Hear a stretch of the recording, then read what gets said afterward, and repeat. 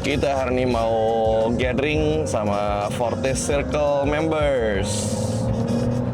Jadi kita hari ini bakal nongkrong dulu di cafe, sharing-sharing, market updates, terus saling networking. Habis itu kita bakal lanjut buat main padel sama all the Fortis Circles members juga. Jadi excited banget ya ketemu teman-teman. Biasanya ketemu cuma di grup, ketemu online doang. Hari ini kita pengen ketemu in real life. Mereka berapa bulan terakhir udah untung banyak banget di Fortis Circle. Jadi ntar kita coba ngobrol-ngobrol sama mereka.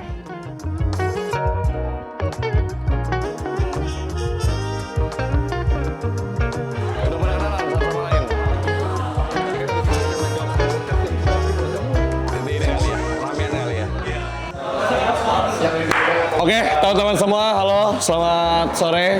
Ini sore lah ini hitungannya ya. Iya. Thank you banget udah datang ya jauh-jauh sini. Ada yang dari Bekasi. Tapi katanya Bekasi pacarnya orang gak di Serpong. Gue bilang bahaya nih. Indeks ekonomi bensin susah bro, gue bilang. Ada lagi teman-teman dari lebih jauh dari Bekasi. Ada lagi? Kelapa Gading. Oke, Kelapa Gading Bekasi. Dengan kemacetan ini sih oke lah. Effortnya patut diacungin jempol ya. Gue ada yang paling dekat tuh. Hah? Gue ada yang paling dekat. Paling deket siapa? Gue kayaknya. Oh lu? Gimana? Ya, Netflix. Oh, yaudah kita abis ini ke rumah dia ya. Kita datengin. Ada lagi teman-teman? Ada yang Jakarta? Oke, Jakarta. Gading Serpong? Satu doang? BSD 3, oke. Bekasi satu doang, Bekasi? Oh, Bekasi juga.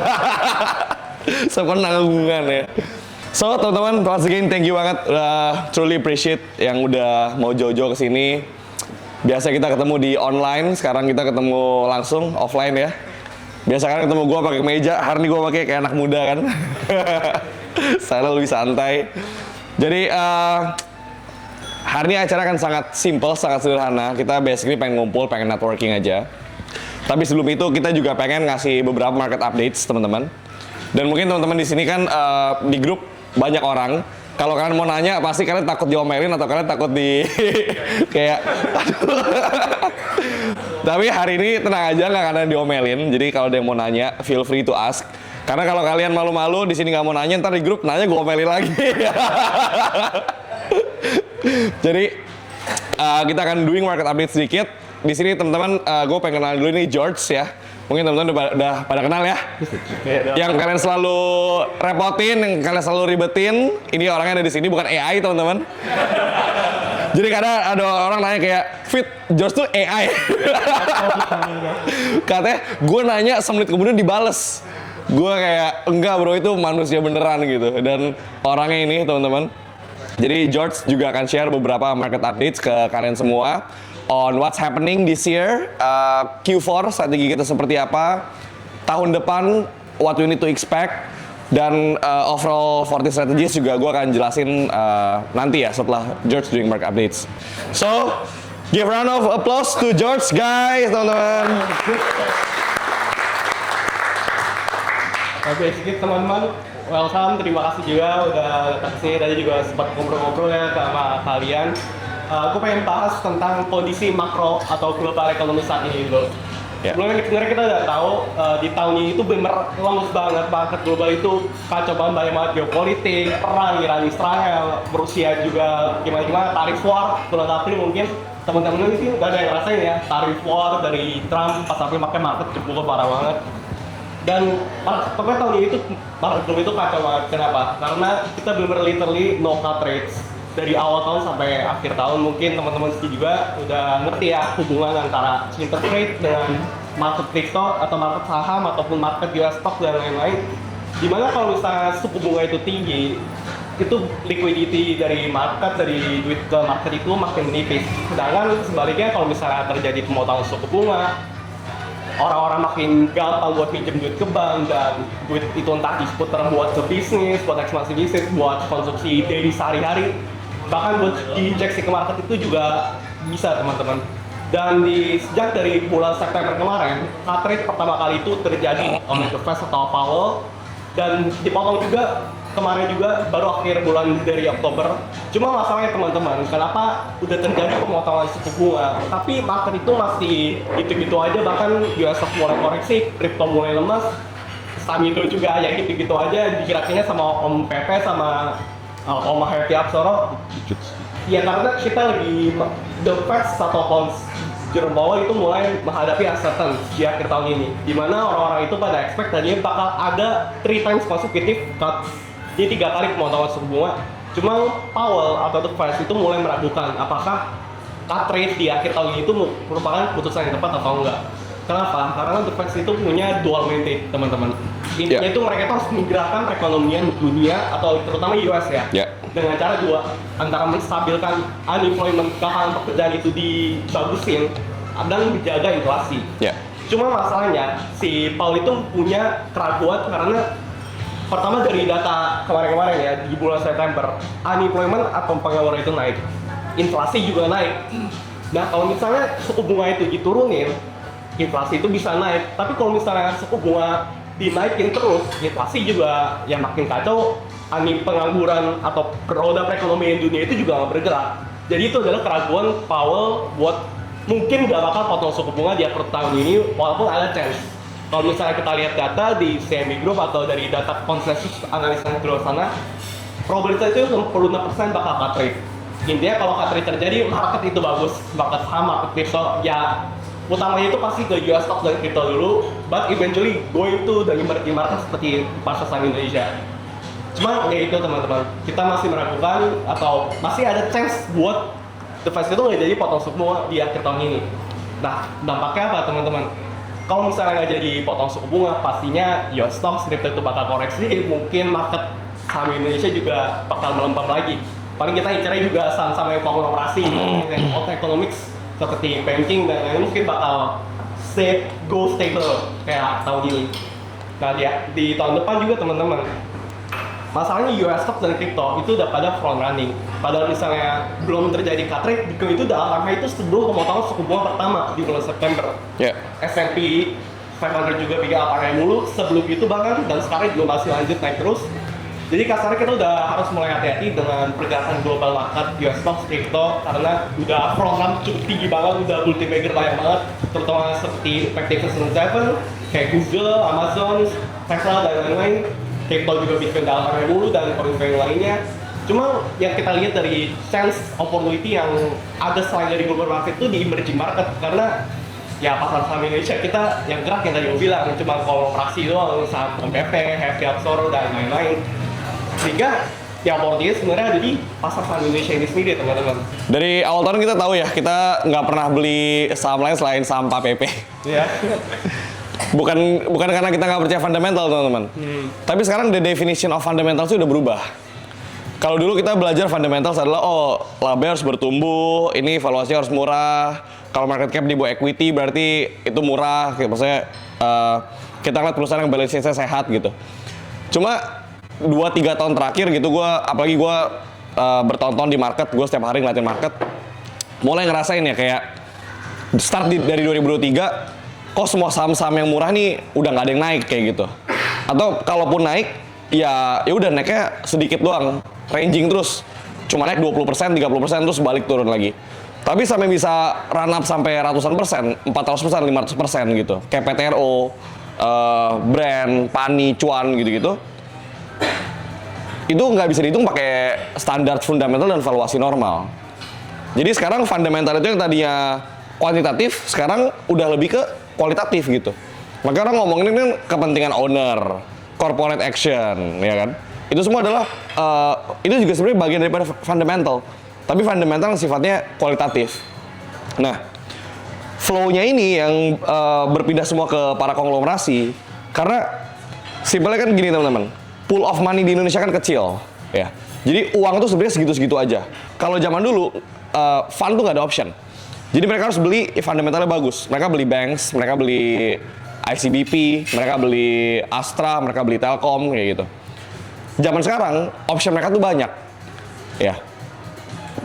Market kalau dulu misalkan kita mau beli 1T gitu, kita cuma bisa beli banks atau kita cuma bisa beli blue chips. Tapi sekarang kita mau beli 1T, kita beli brand pun bisa 1T sekarang. Kita beli Pani bisa ya. Kita beli Cuan bisa 1T. Jadi sekarang option untuk orang yang punya 1T untuk beli barang itu udah nggak sedikit dulu. Jadi sekarang option udah lebih banyak. Tadi lo sempat mention kalau lo yang tadinya dulu kan udah tobat ketika dari nol nyampe ke satu klub dan akhirnya ubah style investing atau trading lo sekarang. Ya. Nah, apa yang akhirnya ngubah dan di titik apa? Kalau predik momen itu lo tahu lo udah harus pivot atau diversify kah? Karena liquidity constraint kah atau? Everyone is a genius in bull market. Mungkin kalian pernah dengar quotes itu. Gue merasa gue jenius di 2020 sampai 2022.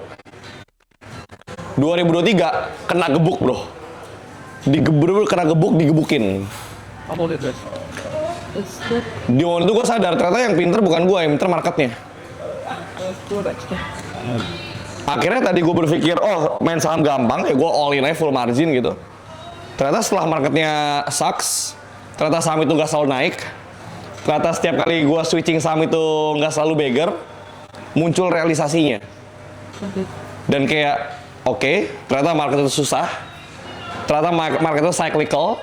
Ternyata market itu at the end, kapan cycle-nya selesai lu nggak pernah tahu.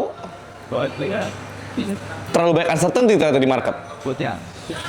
Jadi untuk gue terus ngelakuin apa yang gue lakuin zaman dulu, ya apa yang gue dapet bisa balik ke nol lagi. Jadi the moment gue sadar bahwa yang tadi gue bilang ya, gue melewati satu angka di mana gue mengkontemplasi kalau gue jadi nol, gini, gue sampai gini nih. Kalau gue take risk yang sama, gue jadi nol, sama gue take risk yang sama, gue kali 10, mana yang lebih impactful dalam hidup kita? Jadi kan harus kontemplasi kayak gitu. Actually nggak ada angkanya, ya. Karena kalau misalkan lu jadi nol, lu dari naik mobil jadi nol, lu harus naik angkot lagi, lu nunggu depan situ tuh. Dibanding lu udah naik mobil, lu bisa naik Rolls Royce misalkan. Mana yang lebih impactful? Lu stres karena lu dari naik mobil harus naik angkot, atau kenyamanan lu dari naik mobil jadi naik Rolls Royce?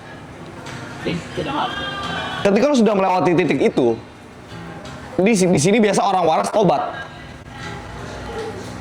Karena lu nggak cuma peduli tentang judian lu, tapi lu juga peduli tentang kualitas hidupnya. Karena kalau kita ngomongin tentang kenapa lu nggak kali 10 lagi, Fit? Kan ada orang yang berhasil kali 10 juga gitu. Karena gue nggak merasa ada esensinya dalam hidup. Karena kan at the end kita invest, kita berbisnis, kita make money, kita kerja. Tujuannya apa? Iya kan? Kan kita harus mempertanyakan tujuannya apa? Kayak teman gue punya 400 miliar, tapi ke Jepang naik ekonomi. What's the point punya 400 miliar kalau kayak gitu? Ngerti gak logiknya? Dan gue selalu saranin, jangan sampai hidup lu yang nyaman ini untuk dapetin apa yang, karena gini loh, menurut gue ya, most things itu cuma terlihat menarik ketika lu nggak punya. Ketika lu sudah punya, at the end, actually nggak ada artinya. Lu meresikokan kehidupan yang indah sekarang untuk dapetin sesuatu yang lu pikir lebih indah, ternyata nggak lebih indah daripada hidup lu sekarang. Right. Dan di momen inilah banyak orang jatuh jadi nol. Tapi balik lagi, pilih hidup. Lu mau kayak gitu, silahkan aja. Cuma kalau gue sih nggak mau. Jadi kaya dan kaya banget tuh nggak jauh jaraknya. Tapi dari nggak punya ke kaya, itu jauh banget jaraknya. Most people over optimizing for money and they're under optimizing for life.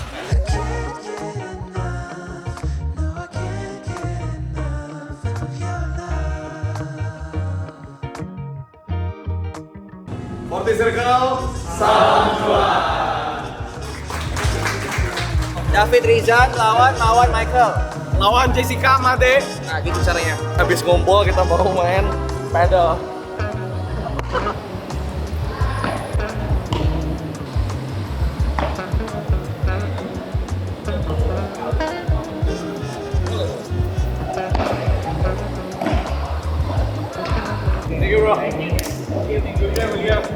Gue izin cabut duluan ya. Tanya formen ya. Cabut kemana? Oke, kita ada turnamen bola lagi hari ini. Bola ya.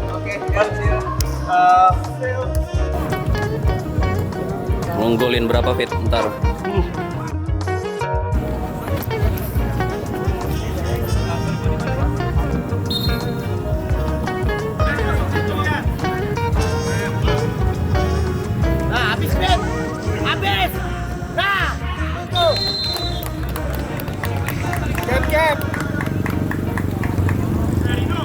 Oke, kita udah selesai semua. Dari pagi seharian udah meeting, udah gathering sama 40 Circle, udah main padel bentar, terus barusan habis selesai turnamen bola. Jadi Sabtu yang produktif. Tadi pas gathering juga gue udah banyak cerita tentang slow compounding. Kenapa kita itu lebih baik jadi kaya secara perlahan daripada kaya mendadak. Jadi semoga teman-teman dapat banyak pelajaran dan manfaat dari apa yang gue share hari ini. And I'll see you in the next video.